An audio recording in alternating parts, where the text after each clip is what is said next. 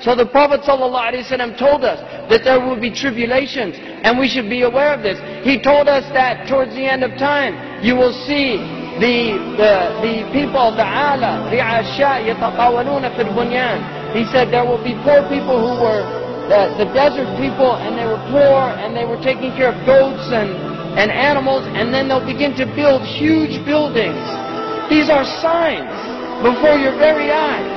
We're seeing signs of our Prophet ﷺ. He told us that you will see the buildings of Mecca reach the mountaintops. The buildings of Mecca will reach the mountaintops.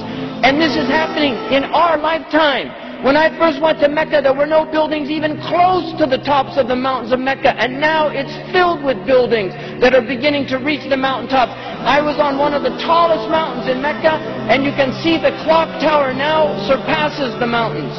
The Prophet ﷺ said in a hadith, he said, إِذَا رَأَيْتُمْ مَكَّةَ بُعِجَتْ كَظَائِمًا. If you see Mecca, if you see its mountains with holes pierced through them, this is what it means. بُعِجَتْ كَظَائِمًا وَيَتَسَاوَى بُنْيَانُهَا رُؤُوسَ جِبَالِهَا. And you see the buildings reach or in a riwayah ta'lu, they will actually surpass the mountaintops. And then he said, فَقَدْ أَظَلَّتَ السَّاعَةُ. It means that the sa'a has cast its shadow. Imam As-Suyuti says in this, هِيَ عِبَارَةٌ عَنْ دُنُوَ السَّاعَةِ. It means that the hour is near, it's coming close. But if you took that literally, and in hadith tradition, in usuli tradition, asur al-kalam al-haqiqa, that if the Prophet says something, you should always interpret it literally, unless there's a reason to go to a metaphorical interpretation. Now we have the clock tower casting a shadow over the Kaaba.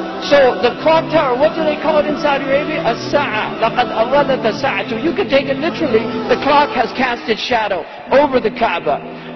Literally or metaphorically, اقتربت الساعة وانشق القمر.